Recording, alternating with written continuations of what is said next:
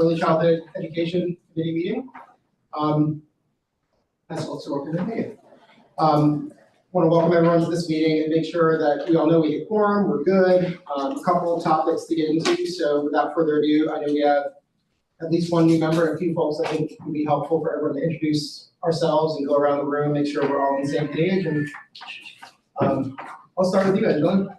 Hey, I'm Angelina Jackson. I'm the grants manager here from the Strategic Partnership Office. I'm Adrian Sadler, developmental pediatrician here, kind of in that capacity as a pediatrician. Yes, really excited to be a part of the committee. Well, David. I'm Sarah LePay, also a pediatrician, but also have some kids that have come up through Buncombe County education system. Welcome.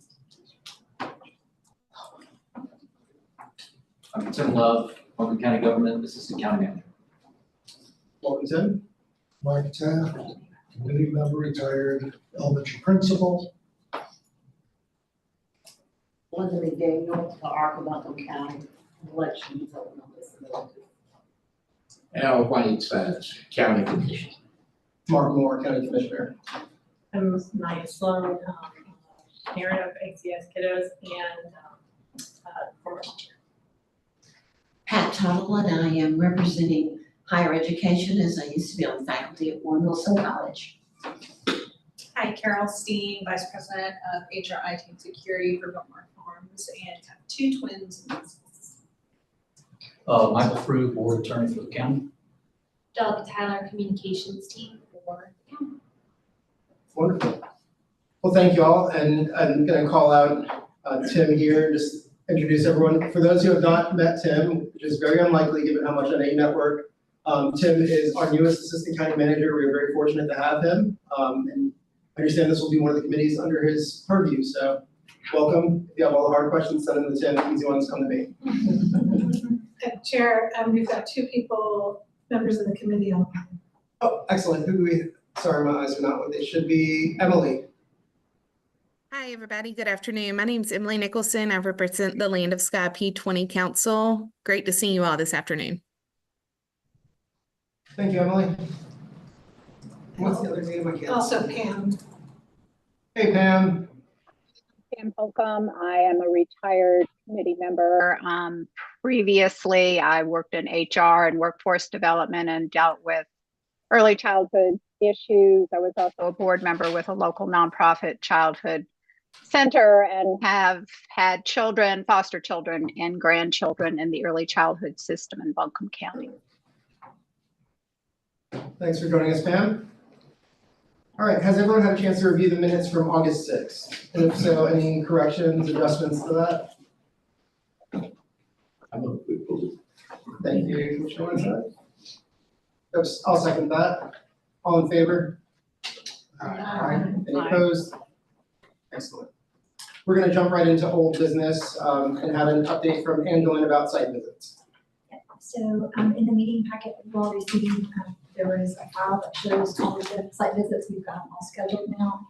And several of you have already responded with your availability, so I've plunged in there.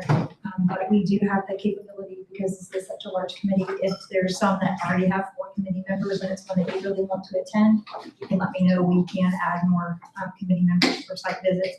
And if you haven't responded yet and there's something you want to attend, just let me know. I'll be happy to add you to one. Thank you very much. And we'll move to our funding strategy session, second of a series of 4 that Rachel's going to lead us on. Great, and I was out of my seat during introduction, so I'll introduce myself now to those in the room and following along online. I'm Rachel Sawyer, the Director of Strategic Partnerships, and this is I'm going to pause speaking so I can share my screen. And while you share your screen, I didn't want to neglect to mention Commissioner Beach-Ferrara. If you want to introduce yourself, we have a couple new members. Yeah, great to see you all, Jasmine Beach-Ferrara. And I have 2 more months getting to serve with you all, so I'll savor every moment of it. We'll see if we can keep it a little bit longer than that.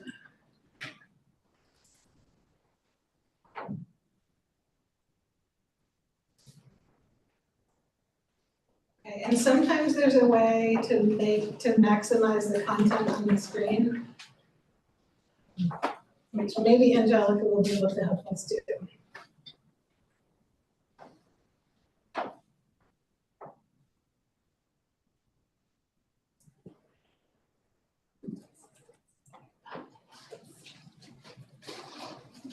Okay.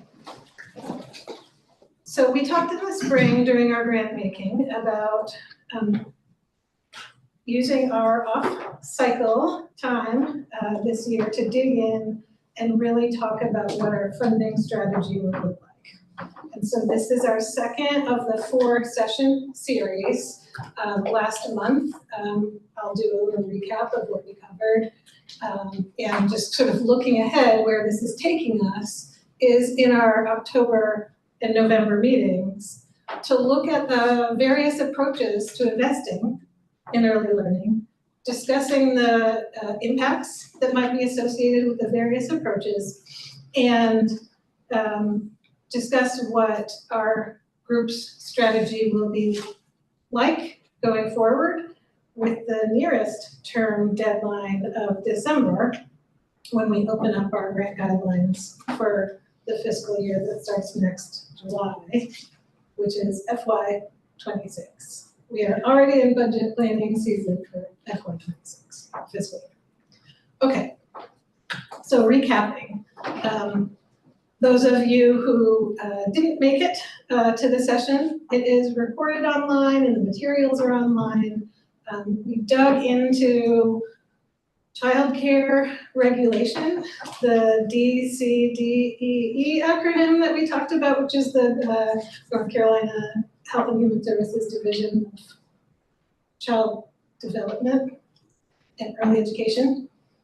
We talked about licensing and star ratings. We talked about quality and how quality has been on the rise over time. We looked at licensed slots and enrollment and population. We haven't seen growth in the number of children enrolled in early care and education during the life cycle of this grant fund, and we have seen a pandemic, so it's complicated. The overall population was the slight population decline that's actually happening here and in line with the national trend.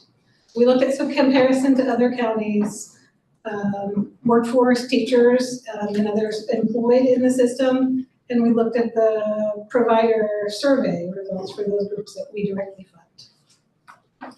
Today, what we will look at is a few follow-up questions that we've brought in. There's a few others. I appreciate everybody's interest. I can see sparks and light bulbs. Several of you have contacted me for conversations, so we'll be bringing in additional follow-up information as we get it. But we've got 4 items here that we'll follow up on, and then jump into the current funding context. So how is childcare paid for, and how does our investment fit in? A lot of words on this slide, but this is a follow-up related to a question that came up around care for children with disabilities. So when you think about care for children with developmental or other disabilities, DD, or developmental day, is one of the main ways that we provide the service.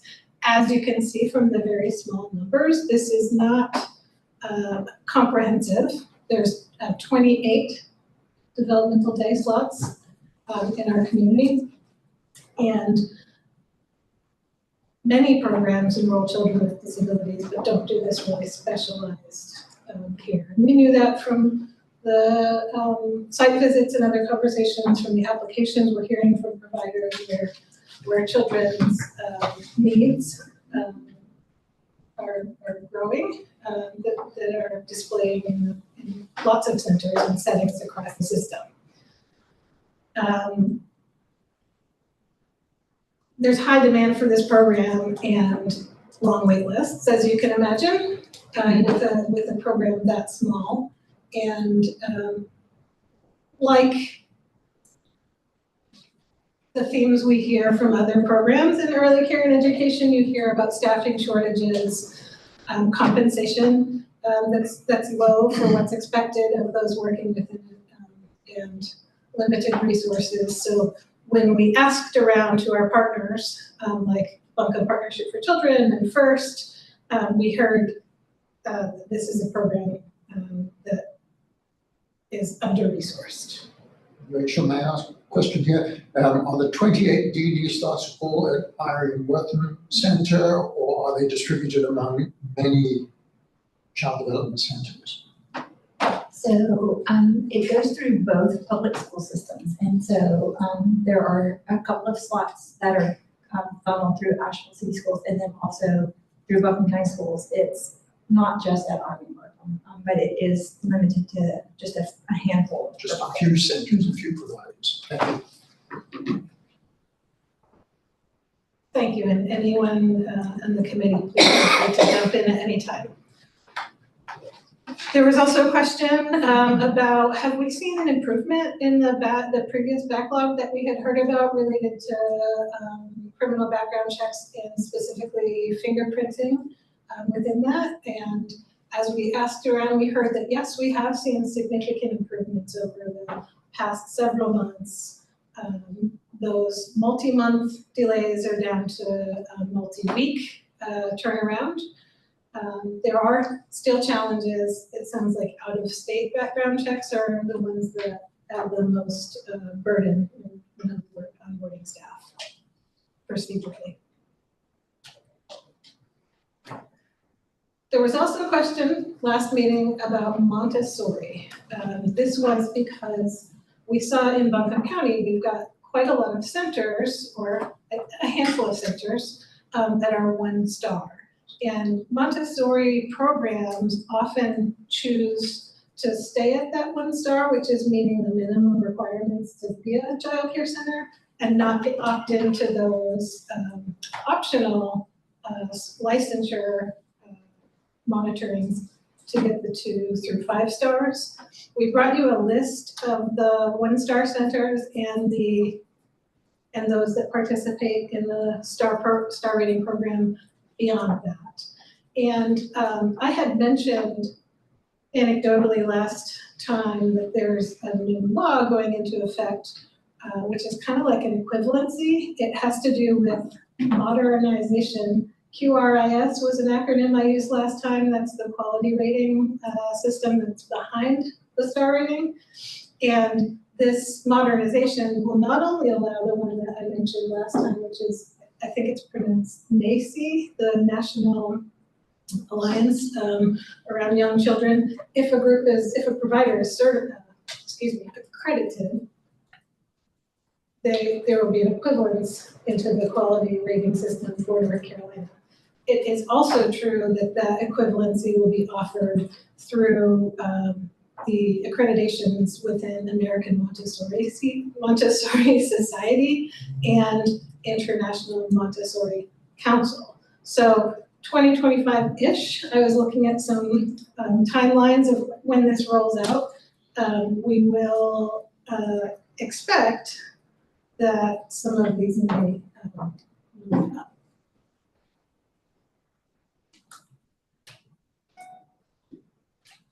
Okay, I think this is the last follow-up before we get into the funding. There's that acronym, Quality Rating and Improvement System. This was a question around, like, why get a better rating? And one of the answers was a higher star rating allows providers to get the highest level of compensation, subsidy reimbursement if they take subsidy, which we'll talk about what subsidy is. And another reason, presumably, might be delivering a higher quality program serves kids better. What is the research on that? And we found a resource that we wanted to offer those of you who would like to take deep dives, which is on the site for the North Carolina Institute of Child Development Professionals, which was one of the contributing entities working on QRIS.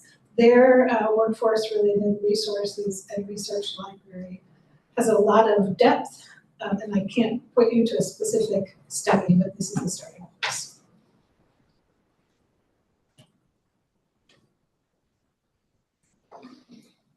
Okay. Current funding context. Things that we know to be true: providers are facing financial pressure from inflation, from rising costs, including rising costs for staff wages. Costs are also on the rise for families. Reimbursement rates are better than they once were. We had some adjustments in the past couple of years. Yet public funding reimbursement rates are lagging, stagnant, and insufficient to cover the true cost of care. So even getting a 5-star rating, which we'll look at what that looks like financially, that reimbursement amount that comes through subsidy still leaves the provider tight on trying to cover the bottom line. There was a lot of COVID-related public funding pumped into the system, and that is drying up. We, as Buncombe County government, invested in early care education through the Buncombe Pre-K Expansion Program and through a direct grant with Verner. I believe were the 2 early care investments. And then of course, we saw a lot coming through the state. We're gonna talk about stabilization. That was a big piece of it. We send you articles fairly regularly. And this one is really interesting because it's the beginning of a multi-part series. I don't remember how many parts it's going to be, but it's on EdNC, and they are covering the early care and education system, birth through 5, child care, and early learning. The link is on the slides. That headline above the photo is stark, refers to our child care system as under-resourced, underfunded, and in trouble. So they will be looking at this from a lot of different angles over the next couple of months, and it aligns closely with the work that we are doing. They talk about fewer options for babies. We saw that when we were looking at the percentages of children in our community that are served in licensed care, how it was like 50-something at the pre-K level and below 10 at the infant level. So that is being seen consistently. North Carolina only has enough infant and toddler care for 1 in 5 children. And then they actually quote Buncombe County on the wait lists, which we saw last month on the provider surveys. Very, very long wait lists. The statistic that they offer here is that 69% of families within our county with children under the age of 6 have all parents working. And that our overall slots have declined by 11% since the pandemic. And we have talked before and we'll continue to talk about wages. We also wanted to draw your attention to a couple of recent reports. The Untapped Potential report is highlighted in this. These both came out in 2024, even though one of them says it's a 2023 workforce study. The published date was 2024. So 2 recent studies, one coming out of the North Carolina Chamber in collaboration with NC Child and others, and one coming out of Child Care Services Association, both respected sources within the field.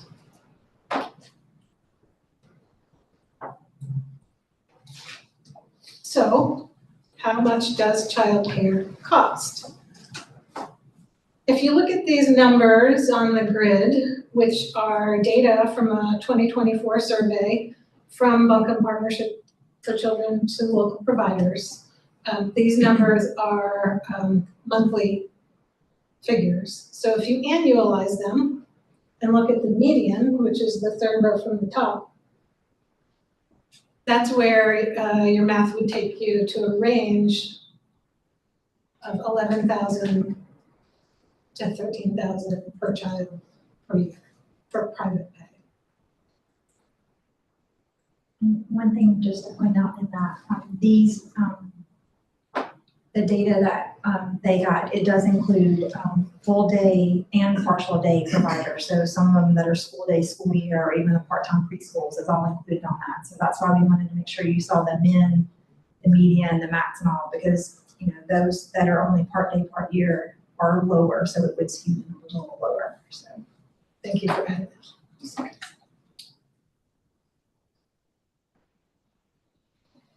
So those numbers were private pay, meaning a parent or a family pays the bill for the care. What about government funded or public sources of funding for childcare? I found this really interesting the first time I saw it. We gathered up a year's worth of public funding going into childcare or early care and education. You can see developmental day for its not very many slots down there on the bottom. And we're going to talk about each one of these. What is it? So if you have questions about them, hold those for just a moment. All the way up to the very highest investment in childcare through the childcare subsidy, or sometimes referred to as voucher program, north of $13.5 million, with our Buncombe County funds hanging out in the middle, representing 12% of this total $33.9 million public funds going into childcare. And the subsidy state, and starts federal stabilization state, or not I'm quite that simple? hesitant to tell you right off the top of my head, but when we hit each slide for each one, we have to. Do you know off the top of your head? It's okay. I was just trying to sort of think of it that way. Yeah, and that could be a follow-up way to look at it with between federal, The public state. funding, just and- understand kind of the public funding stream that's coming into the graded mix and Yeah, the county. What percentage of that, I mean, it would be interesting also to just look at the public funding portion of the revenue and what portion of that is coming from the county. the only county funds in this 33 million is our funding there, which is the 3.9. Right, so I just meant if we looked at federal, state and local, just to understand What of percent would be the pillar state? that's coming from public funding, what percentage of that is coming from the county? That makes sense. Yes, we know that Buncombe County share is 12%, but I don't know what the state and feds mix would be without crunching. Yeah, absolutely, yeah, thank you. And not all counties make this investment. It's an optional investment which our commissioners are making to respond to the acute needs within the system. So subsidy does have a mix of state and federal funds, so we'll have to dig in and figure out what the proportion is. I think we can get there. And again, this is subsidies for eligible families, which is both financial and situational. The financial part is a low income guidelines. The situational, an example, is that this is a subsidy for working or going to school. And so in order to qualify, there are steps that families need to demonstrate eligibility. And there's also something that not everyone is aware of, a fee to families. It's not a free program. Families are required to pay 10% of the costs based on the income calculations. There are some exemptions, including Buncombe County's in-house programs like foster care. The reimbursement rates vary depending on whether it's a center or a home, and what the star rating is, and the reimbursement rates are listed here.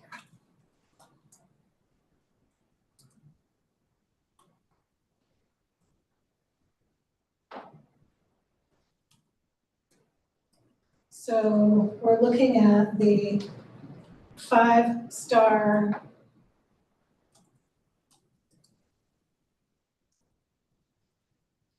center, based on the medians, would have $775. And I'm gonna go back to that private pay slide again. The median private pay rate is $923.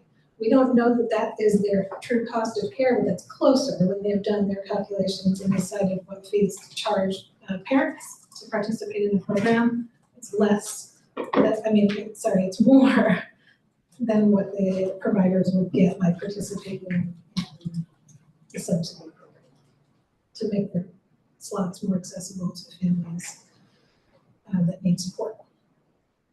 Sorry, Brooke, why is that 5-star home getting reimbursed so much more versus the center? Because all the other ones are.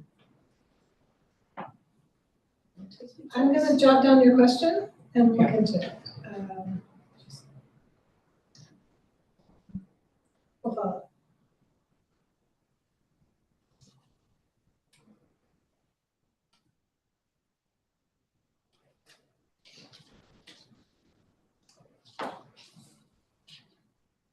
Head Start and Early Head Start are separate programs. Here in our community, Head Start is delivered through Community Action Opportunities, and Early Head Start is delivered by the Center for Early Learning. These are both federally funded preschool programs that are free to families and is based on income guidelines as well as other criteria, like families experiencing homelessness. And Head Start is for 3 to 5-year-olds. Early Head Start is for below 3. We were unable to give a per child reimbursement rate for comparison because Head Start funds in a really just a different formula, and they don't fund in a per child amount. Their funding is a little bit different in that it is for the school day, school year, not full day, full year. And it's also somewhat different in that the program model includes more than only the childcare itself. There are health and social, emotional, and nutrition supports that are over and above, making it a comprehensive program.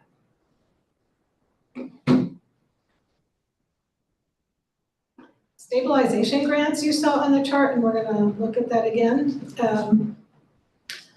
Those were federal COVID dollars that were passed through the state of North Carolina that initially were fully federal from the American Rescue Plan Act.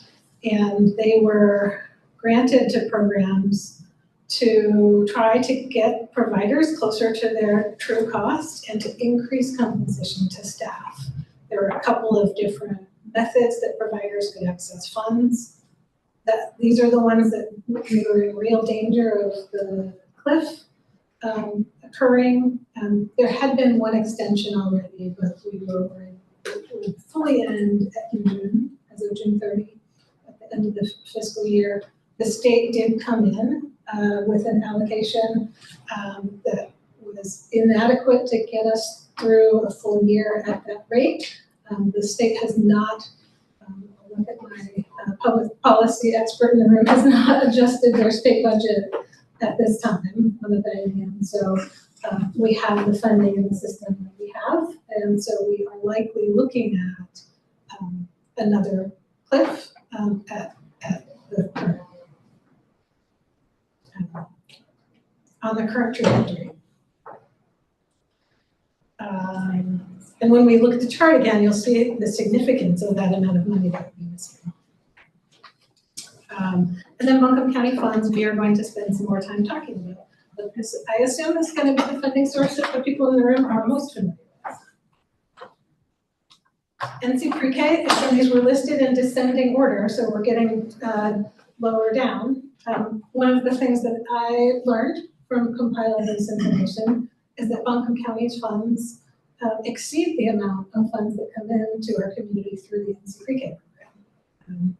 That's why we covered that first, and we'll look at the funds again, but quickly, NC Pre-K is a,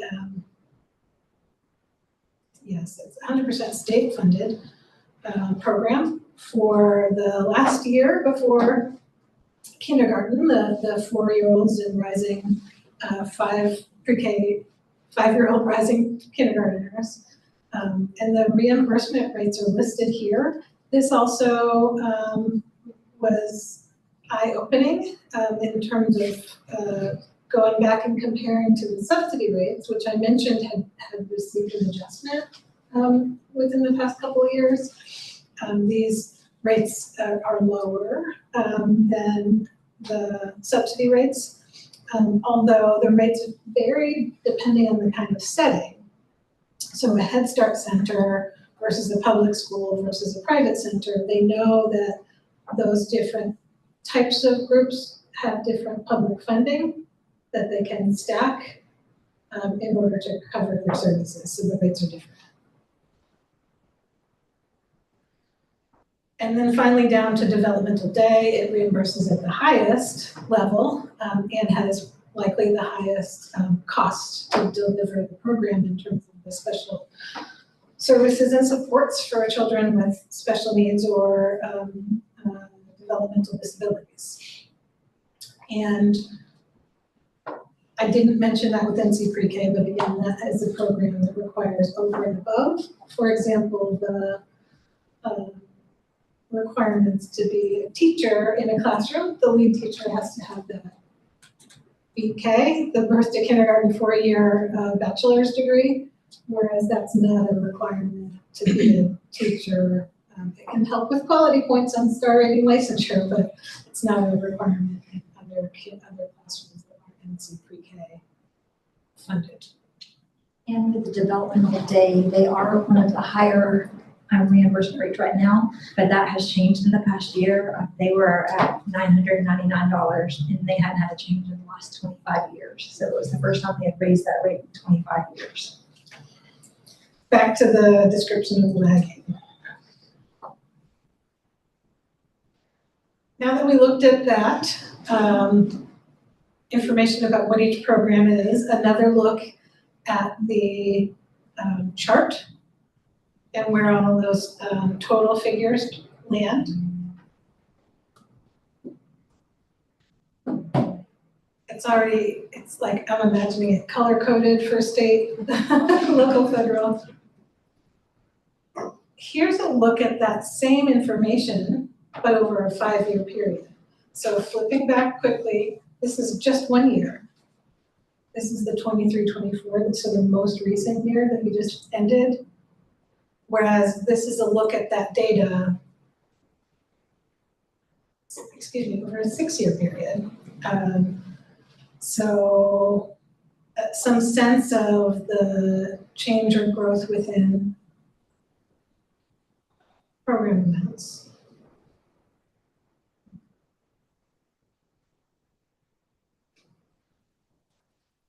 When staff was compiling this, we would meet together and discuss and see what questions it prompted us to ask, and we consulted with our partners at Buncombe Partnership, and we're sure that it will prompt curiosity and questions for you. We will do our best to talk about them today and or take them home and come back with follow-up.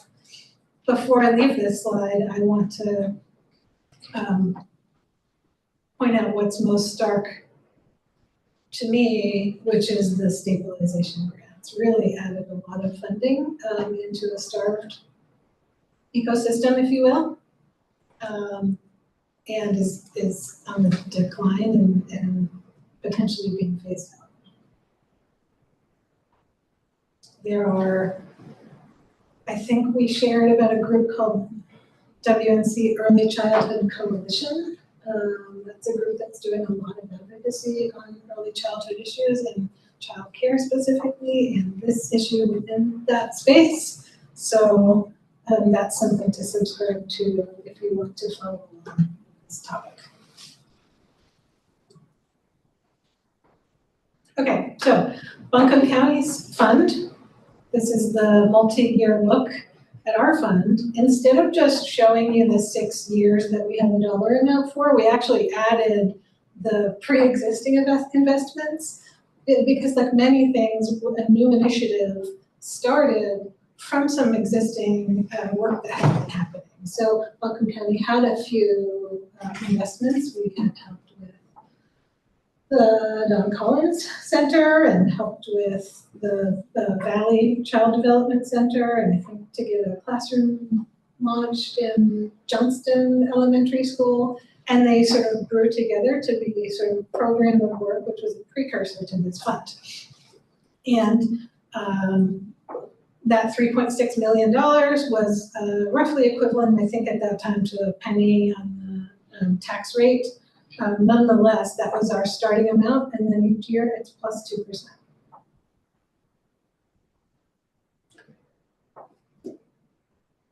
Plus 2%, plus anything that was reverted from the previous year, we recapture.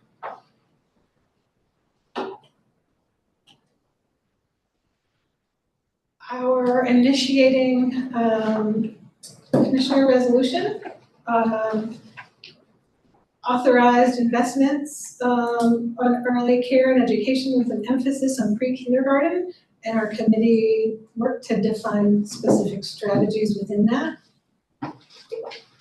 Knowing from the start that workforce is a driver, hard to expand without that workforce, really wanting to both maintain and enhance what we have while increasing slots for enrollment. Not just slots, but enrolled slots, because of that weird thing that we looked at last time where licensed slots tends to run up much higher than enrolled slots, for reasons that we're going to bring back some follow-up information to try to explain it try again to explain it clearly. Wanted to make sure we're working on quality because that's what research has proven has benefits for children while supporting families and enhancing the effectiveness of the overall system. As a result, we end up with a real mix of types of projects that we fund.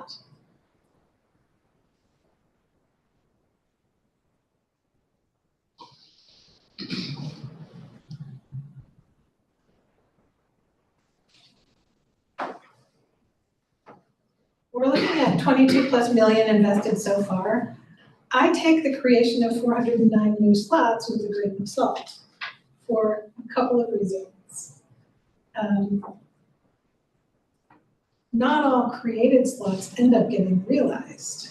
So we might have given a grant to a program to add a classroom, and then they're not able to get that classroom off the ground, and then it comes in again as a new slot the following year. We don't do like a unique identifier in our community for a slot, so it's hard from a data perspective to get an unduplicated or like to drill down on that. And also, we might be creating a slot while at the same time other slots are lost, and the net community effect is a lack of overall growth.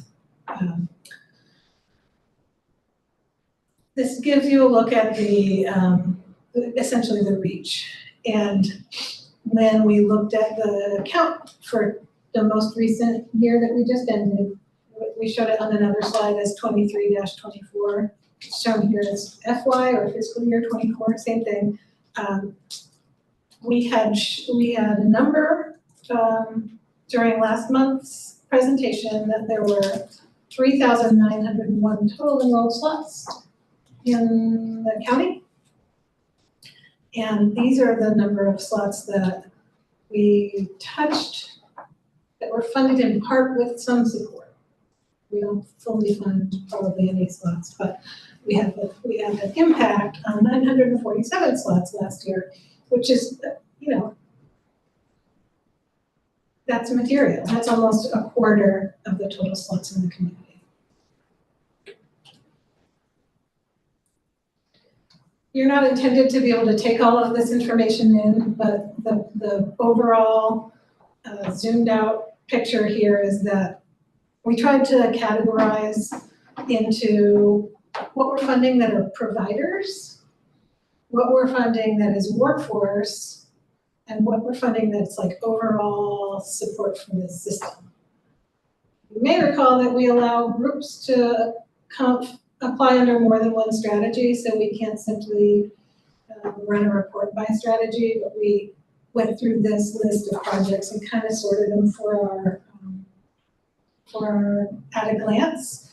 And you'll remember that workforce was our top priority going into this funding year. And it has 16% of the funds dedicated specifically to workforce, although there are workforce elements in many or most of the ones that are done in providers, because they're compensating and developing and training and supporting personnel within their provider. Roughly 60% is going directly to groups that have classrooms with providing childcare services. The takeaway here is that there is not a lot of change, not a lot of churn in those groups that we work with. 45% of the organizations, this is not by the project level, but by the organization level, 45% have been funded for 3 years or less. 55% for 4 or more years, and 35% all 6 years.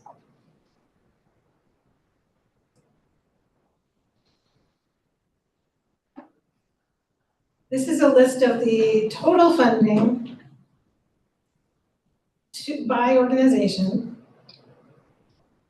with a count of how many projects they had funded, sorted from most to least.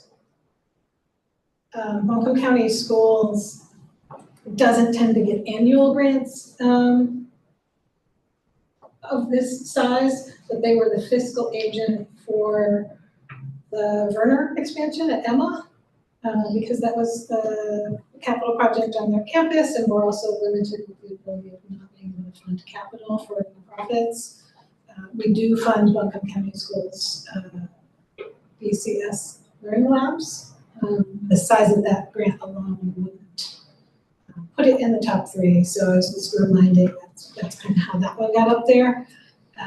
Community action opportunities and Buncombe Partnership for Children are the other 2 in the top 3 largest grant getters. $10.7 million, which is almost half, 48%, to these top 3. Across quite a lot of projects. If you look at those project counts, they're delivering a lot for that.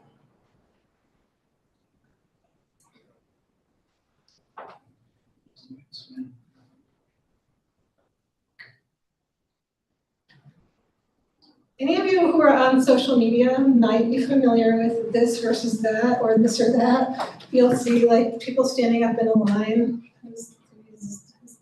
TikTok user, and they like lean to the, so you're like, cats or dogs, tacos or pizza, and they lean to the side that they prefer.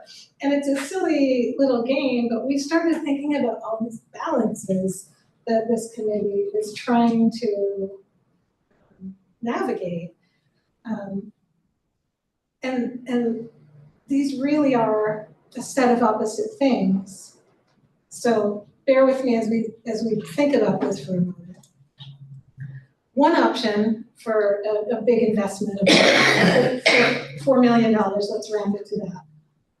You've got $4 million to put into that system you just learned about. How do you want to spend it? Do you want to spend it all in one place on a focused initiative? Or do you want to spend it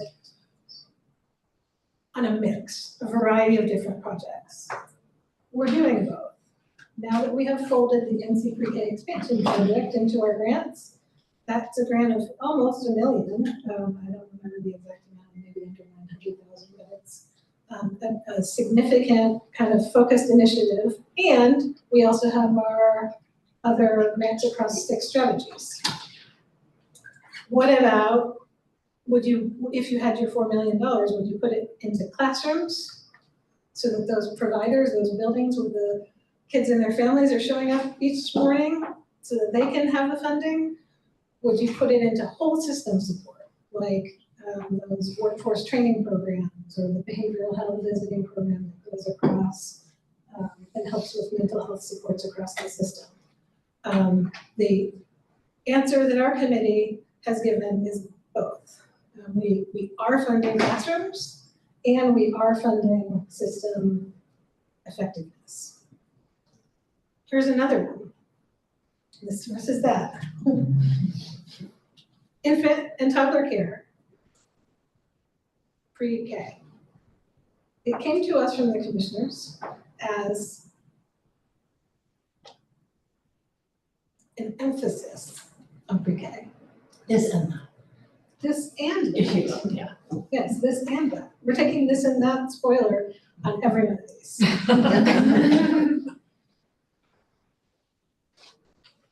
And this came up again in a commissioners meeting. I think that of the 3 of you that are here, Commissioner Whitesides was present at that conversation during strategic planning recently. The term in the draft strategic plan was early care and education, because that's what we use here, and staff's, put that in. And that commissioner asked if we can explicitly name pre-K, and yes, absolutely. Do we say including pre-K, or are we saying pre-K? And we ended up on this and that, at least at the commissioner level. And there was a comment, which was made in a public meeting. I don't want to paraphrase incorrectly what you said, Al, but this is a workforce need for businesses, for families in our community. And so not helping where the wait lists are the longest would be hard to do. What about operational versus startup? We've been talking about this one. We have these, this word isn't meant to be emotionally charged, but we carry a burden each year on grant making because all of the funds, if we just renewed everything, are essentially spoken for. That was what we ended up doing with our funding this year to make room for the NC Pre-K project, as we said nothing new. Because the implications of putting money in providers, 60% of our money is going into classrooms. If they have that money one year and then don't have that money the next year, we are contributing to a potential disruption in the very system that we're trying to help. We don't want to just fund the same things over and over again. There's that kind of idea of self-sufficiency or whatever, but there's, as we've seen from the numbers, there's not really enough money to go around in the system, short of like having the private pay parents subsidize the public funded parents, or getting grants, getting donations, I think that the providers do any and all of the above to try to maximize all revenue sources. So we want to be able to start things and launch things, and we also have an operational commitment. We're paying operational costs. So we're doing this and that. Same with new projects versus renewal funding. It's very similar when you think about, we have organizations that would like to participate and do apply to participate in this grant program, and they have a really hard time getting in. So the system favors those that got in early.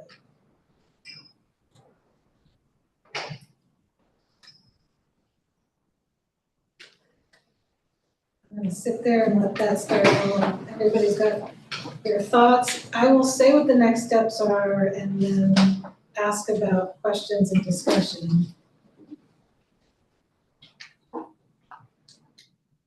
So recapping, I said this at the beginning, but we're in part 2 of a 4-part conversation. So in October and November, we're gonna be looking at those various approaches and impacts and trying to get out of the way as staff. We have the majority of the talking this meeting and last meeting so that the committee can really have some meaningful conversations about what this group sees as priorities and strategies going forward. And regardless of the long-range strategy and anything that we might be rolling out or adjusting over the long haul, we also definitely need a plan for fiscal year 26 by December 2024 because of how the funding calendar works. I will leave the slide projecting. That way if somebody asks a question that we want to go back to, we can go back. But that's the end of the prepared content. Commissioner Moore, it looks like we still have about 10 minutes before your usual public comment check-in. I can pass back to you and have you facilitate conversation. Sure. So everybody's memorized all of this at this point, right? Great. We can solve a problem today. No, I guess I'd invite any thoughts. I know ongoing conversation about how we tackle something that is impacting our entire state in really difficult ways. But to the extent we can brainstorm, is there anything that information on for moving forward? Is there anything that's a little murky for newer members? And I want to be sensitive to the fact that you're jumping into the middle of an ongoing fire at this point. But do you want to make sure that we're leaving space to collaborate, share any thoughts, brain dumps? Now's a great time. If not, we'll make sure that we leave space in future meetings to circle back with experts. And of course, Rachel will continue to give us more information. Yes, Dr. Sid. Thanks. Rachel, thanks very much for the presentation, really provocative.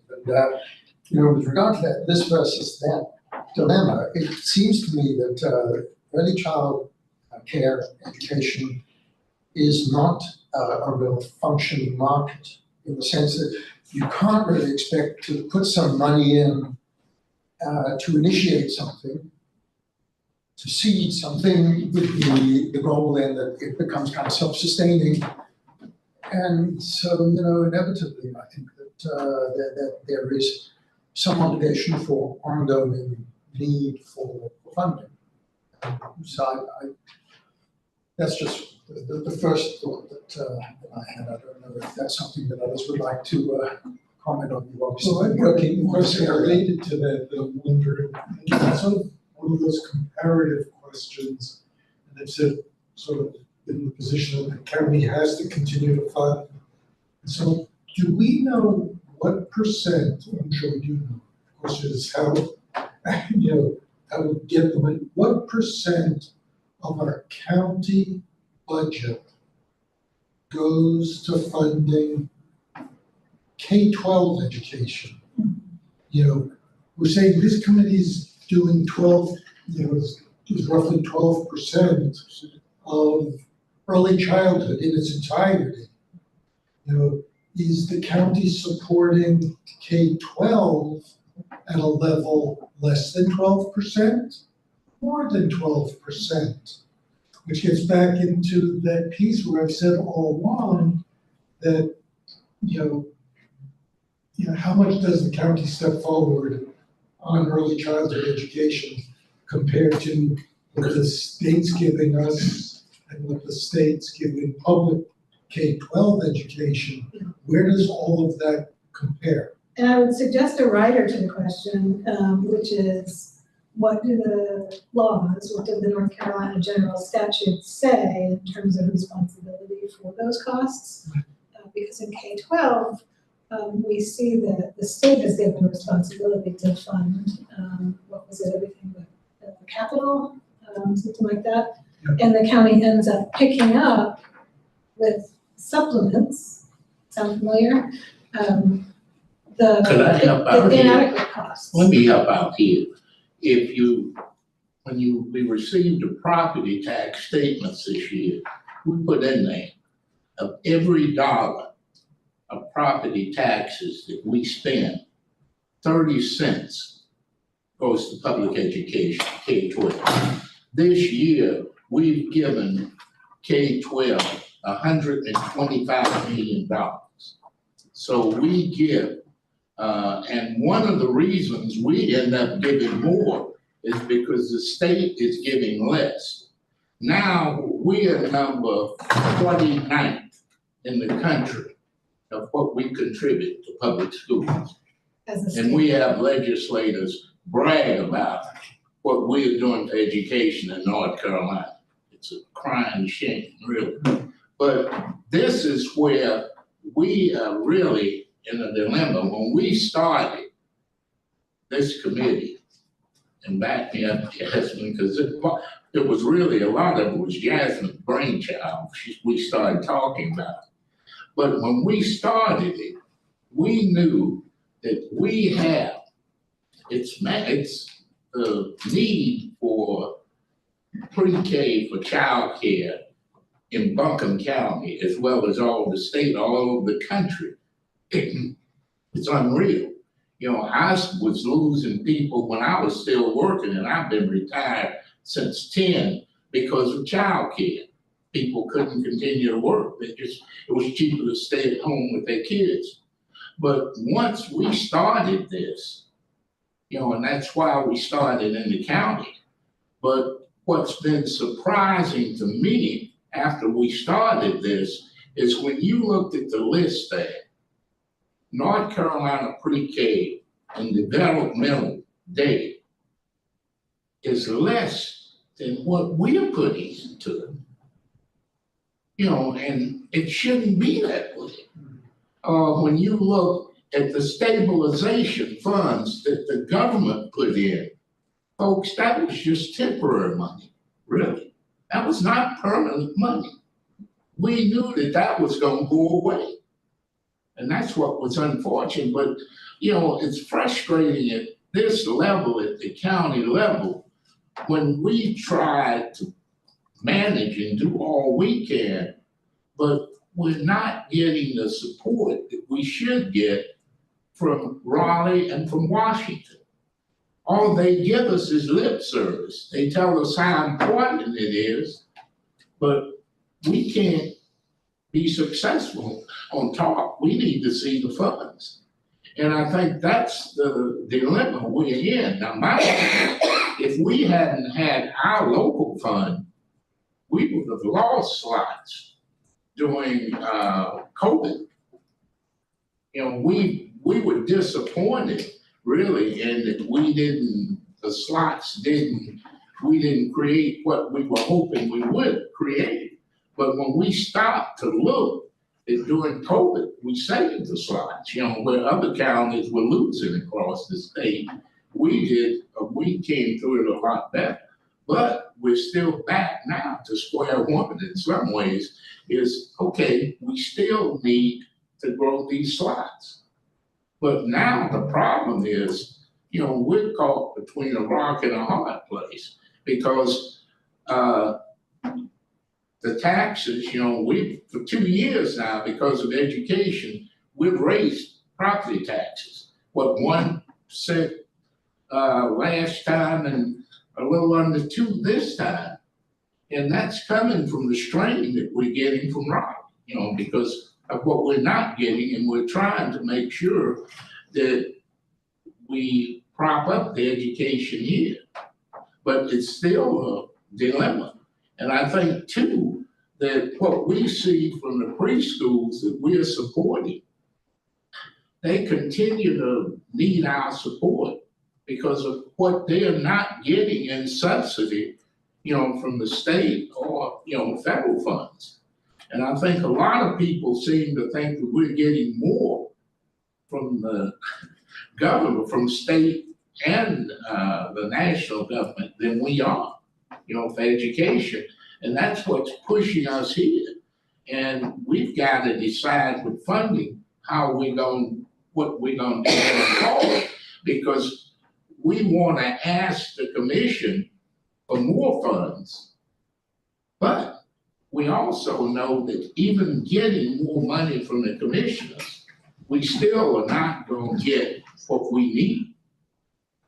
But we gotta do it. I mean, you know, it's frustrating. I think I can say this for all 7 of us on the county commission. It's frustrating because, you know, we're depending on everybody else and everybody's depending on us. You know, you said, wait, hold it. You know, it's not like the buck stops with us because we don't have the funding that we need to do this. But we've got to get some help. You know, and I think, I don't know whether it's voting or calling or what, we gotta do all the above. But that's really, and when we plan, we've gotta plan sure of what we can do. But I don't wanna mislead you, but I'm gonna be perfectly honest. Whatever we do locally, it's still not gonna be enough. I think Al, you put it so well, if I could just sort of briefly add on, I think that when we originally passed this resolution, if you can recall back to the sort of 2017-18 political climate, we deliberately designed it as a this and that strategy going in, knowing that the ecosystem was under extraordinary pressure and under-resourced, and we wanted to sort of pump some gas into the system as we got started, but also looking down sort of the political horizon at a 2020 election that would have uncertain outcomes at that point.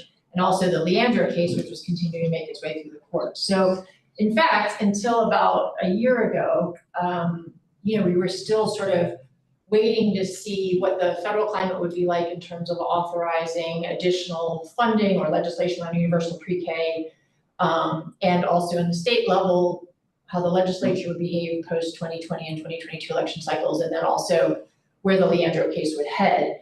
Any one of those could have represented a significant infusion of funds. The other pillar of funding that exists in many communities and doesn't exist in a meaningful way in ours is corporate funding. And one of the things we hoped in launching this fund is that over time it would become sort of an attractor for, a motivator for significant levels of corporate funding from some of our larger corporate partners in the community. So I think as a committee is that this, you know, the good news is we have a lot more information. The bad news is it's not great information, but it is context to Al's point that I think will help this committee, and I'll be cycling off it, but this committee and the next generation of the commission, hopefully develop a strategy that meets this moment, which is a different moment than we were in sort of 2019 to present with the overlay of the pandemic. So I think Al couldn't say it better, that both our early childhood and our K-12 system are under extraordinary pressure, and the cavalry's not coming. And the question our community faces is sort of what level of funding do we want to devote to these two areas? And what, as Al said, that means is what level of property tax increases are people willing to take on? And also, what can we do to create an environment in which some of our larger corporate partners are ready to come to the table with meaningful multi-year investments, which we have seen in Charlotte and Triad and just simply have not yet seen here. So I think that's kind of how I see the landscape as we look at this really, you know, Al really painted the portrait really well as we look at the moment we're in at both the political level and sort of how local government dollars fit into that picture. Thanks, Rich.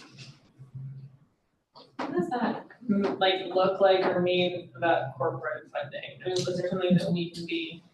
Well, since this committee launched, there have been a series of conversations and can't say enough about the work that Kit at the Chamber did to help drive those, Tim Love and other county staff with local corporate entities ranging in size, but not kind of tiny mom and pop shops. Places that would potentially have the capacity to significantly invest in early childhood centers that could primarily serve their workforce, or another model that's utilized is larger employers sort of helping to fund large centers with a certain number of slots reserved, but there also being some overage in the funding because it's part of kind of giving back to the community. So I think it would need some champions in the corporate setting and some champions from the public side of the house saying, we want to do what Buncombe on paper should be able to do, which is to get one large corporate entity who's ready to say, let's go. And there have been several of them I think have been close, but the dance has kind of never come to fruition in terms of someone saying, okay, we're going in on creating a center, or we're going in on making a multi-year investment to center X, Y, or Z. We have some corporate support that exists, and it doesn't come to us as a county government entity. Corporate support is one of the methods that nonprofit organizations specifically rely on to fill out their funding portfolios. And one example that comes to mind that was shared, I think, by maybe during public comment to this group was an investment from Biltmore Company to try to create more infant slots. And that did not come to Buncombe County government and is out there. So that may be something just from the staff perspective, if we can gather information about what corporate support looks like currently. Is there any initiative in North Carolina along the lines of, I think it was Michigan that did that sort of tripartite system where, you know, individual, employer, and county or local government kind of contributed to the costs? There was something happening in North Carolina along those lines.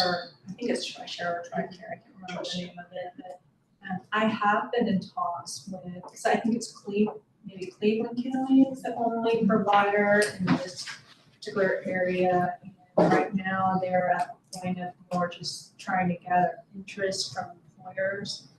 And so Biltmore Farms has been in conversation of just exploring what that looks like as an employer who's willing to participate in a program that shares the cost of childcare for their employees. It's a third, 33% of the cost is funded by the employer. And so we're looking at what is that impact of those dollars to the actual families that are interested. And there are some salary thresholds that take into place. So we're currently doing that analysis right now. And going back to the corporate funding conversation, you know, I think there has been interest, at least from my understanding, of employers within the HR community looking to ways to help support early child care, but it's really around the structure and mechanism of what does that actually look like. Going back to your question is, certainly I think employers are saying, yes, we're interested, but then where do we go? What is that avenue? What does it look like? What's the return? And I don't think we're quite there with the conversation. I've also been in some conversations that have been conflicting of, you know, employers saying, well, we you know, what if we put capital in to build a facility? And some nonprofits would say, you know, it's not necessarily the facility that we need, it's the workforce that we need. So we need investment in workforce, but if you're investing in workforce, is that directly impacting your individuals? And so it's kind of that conversation of give and take between what is the avenue that allows for corporate investment to actually be successful. And so I think we're still at the early stages, or if there are models of other counties or communities that have really done it well, that would be great to hear from. You know, that was sort of my question in seeing the data that's been presented over the last two sessions is how do we intersect of, you know, with the funding that this group is providing with the county's, you know, investment and support. How does that compare to other communities that we've seen in the last session that were really successful in maintaining or increasing the percentage of the population that is enrolled in childcare? And so intersecting those two sets of data to say, okay, these were the top 3 counties and this is actually what they're funding and how does our investment compare? And what are some of the strategies that they're utilizing if their funds are maybe further along or more mature than this funding?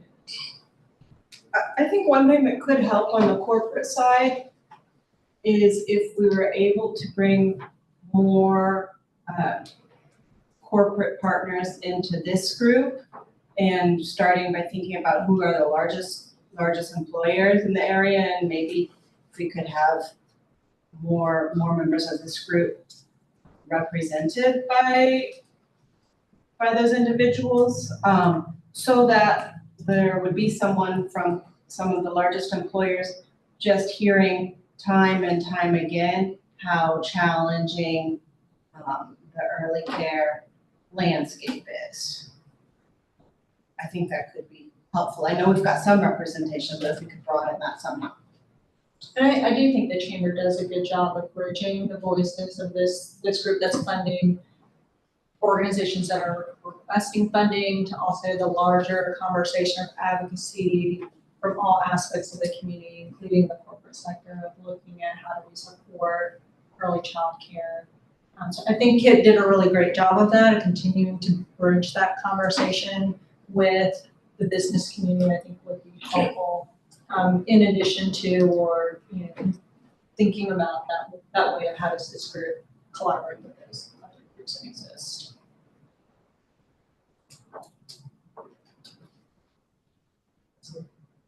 I think those are some great ideas.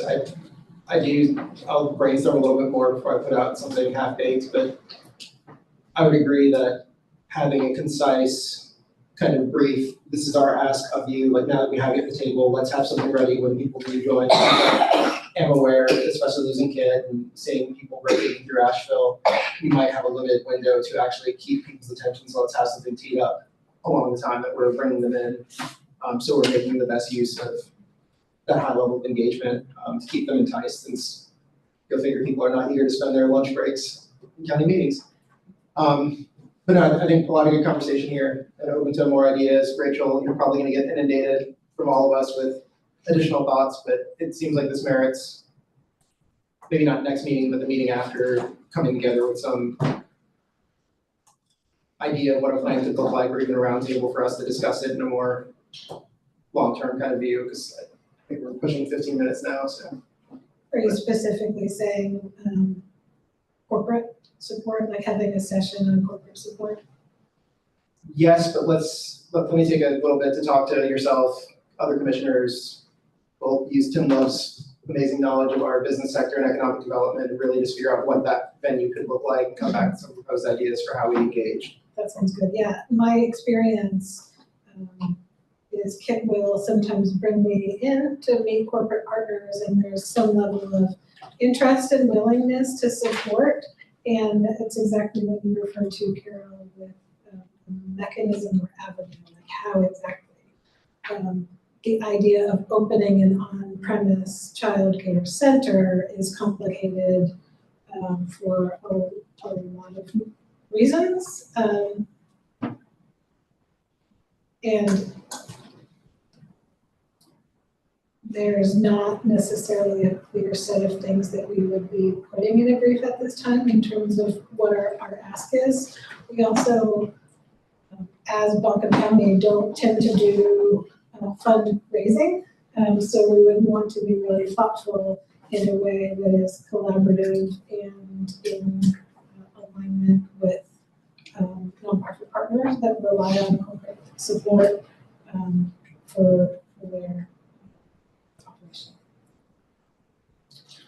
I agree, and I would say, I'll step back to what you said there. It's not even a specific ask or the fundraising element as much as like that question, showing them that we have done our own refining and like here is what our committee's goal is. Since I did not major in business undergrad, which I had, but I do think people would respond very well to seeing some kind of strategic vision for 1 year out, 5 years out, where we are today and what we'd like to be doing.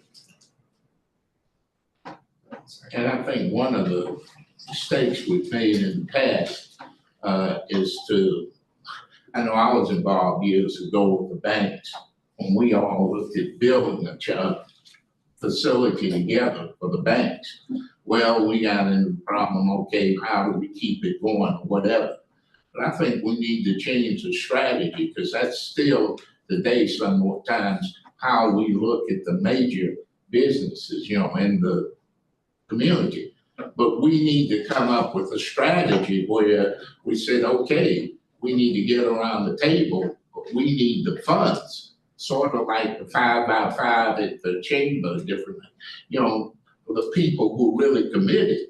And I can tell you from being on the Economic Development Commission, from the chamber representing the county commissioners, most of our businesses, and especially the major businesses in the county, would be willing to come to the table But they want us to have something to bring them to the table. And that's what I think we're gonna have to look at this, and come up with a plan, so to speak, and then bring them to the table and we can massage it and change it or whatever. But that's what I think they're looking for, more so than the bricks and mortar. It's just, what can they put in the system to strengthen it and to get more slots? That's the whole thing. Well, sounds like we gave you plenty to do between now and next meeting or two. I don't know that I heard any clear takeaways on corporate support. Because outside of our investment of our 4 million, our scope in this set of months is how we want to best utilize it. Now, if something emerges and it's like a challenge somehow related to our investment to try to yield additional funding, I'm not clear if this committee is asking staff to do something related to corporate, what that would look like at this time.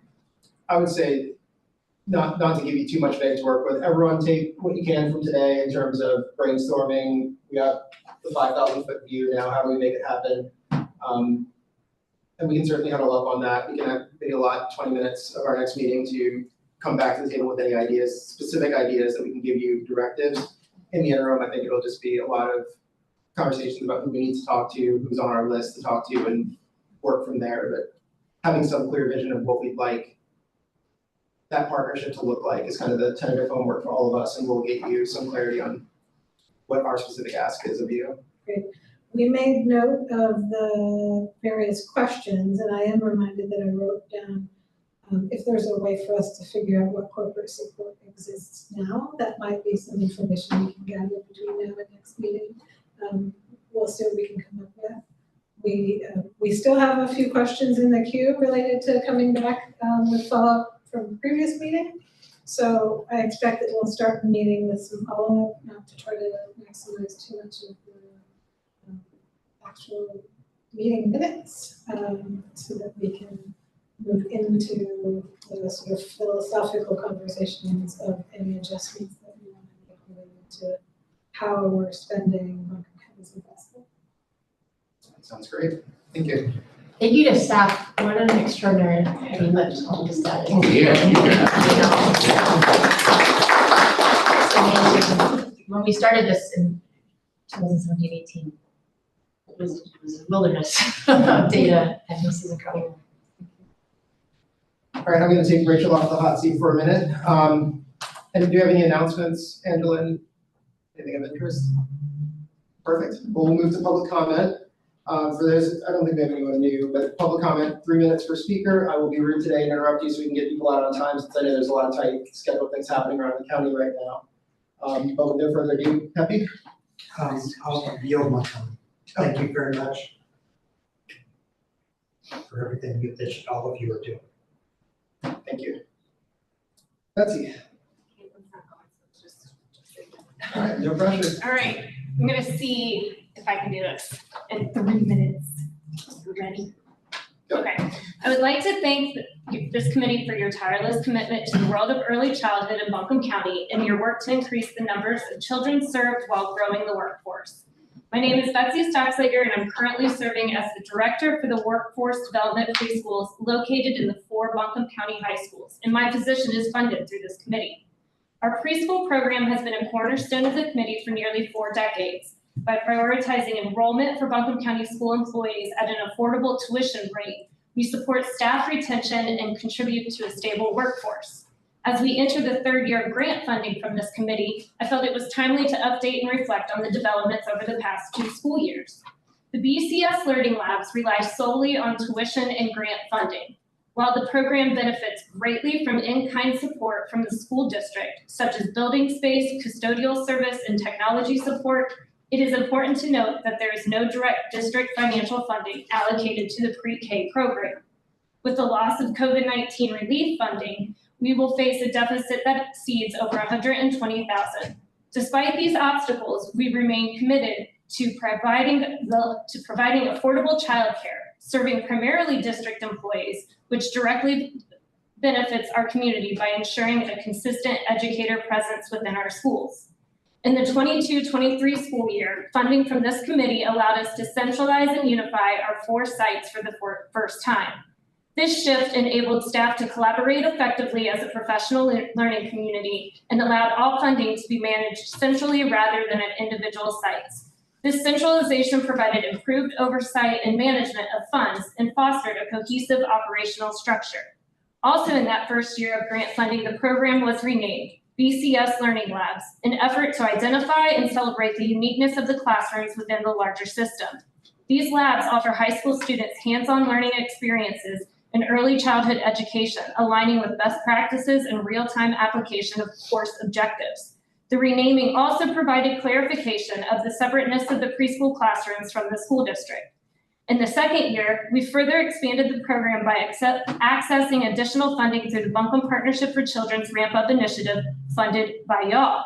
This funding provided staff with access to creative curriculum and teaching strategies gold, a high-quality curriculum that not only enhances instruction for our preschool students, but also aligns with state-approved early childhood education standards. This exposure will benefit our high school students who are likely to encounter the curriculum in their future careers as educators or childcare professionals. To ensure the long-term success of our learning labs, a careful evaluation of their future direction is essential. Support from this committee in this area would significantly bolster our efforts, and a collaborative approach centered on community needs is vital for our success. While challenges persist, the progress achieved over the past 2 years is undeniable. Continued investment and collaborative efforts are vital to sustaining and expanding these invaluable early childhood programs. How about you? Caitlin, you only heard time, you got another 2 minutes. Well, I do have a handout that highlights the ECE, may I hand this to you to pass around? I'm gonna take one just so I can speak to it.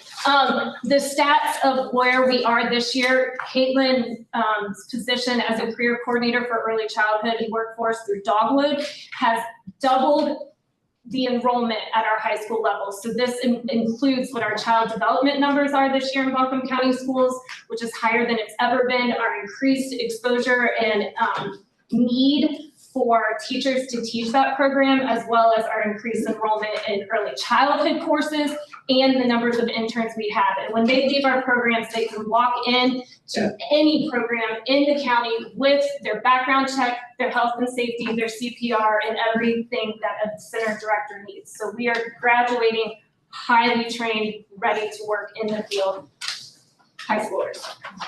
There we go. Thank you. Good goal. So I can safely say that I've been in exactly one of these now that felt very much like a great closing argument where exhibits were handed out. Well, our next meeting is going to be October 1st, 1 p.m. at 200 College on the ground floor. Come with great ideas. We'll try to bring some caffeine and snacks or something, my treat, just to keep us motivated. But I do appreciate the wonderful work that y'all are doing here. I'm really grateful for you spending your time and doing something that I know is going to impact not just Buncombe County, but the greater part of our state here. A lot of people are looking at how we're doing this, and I think we have a tremendous opportunity to kind of set the stage and show a lot of Western North Carolina has been suffering severely over the past couple months, that there is a path forward if we invest in it. But I'm making an announcement. Of course. Before our next meeting, no, this is the last meeting from one of our staff members, Michael Fruit. He will be retiring, the 20-something of this month? Yes. And we'll hate to lose him because, we become friends through this because we got a lot of scars on the back. What we've been through in the last 8 years, I know that I've been here, what you went through before. But he's been a key player in the county, very important in our legal department, trying to keep us straight. Most of the time, he's done a good job of it. But I wanted to say thank you, Michael. You've been a big help, I know, to us here in forming this committee and where we are today, and we'll miss you. Thank you very much.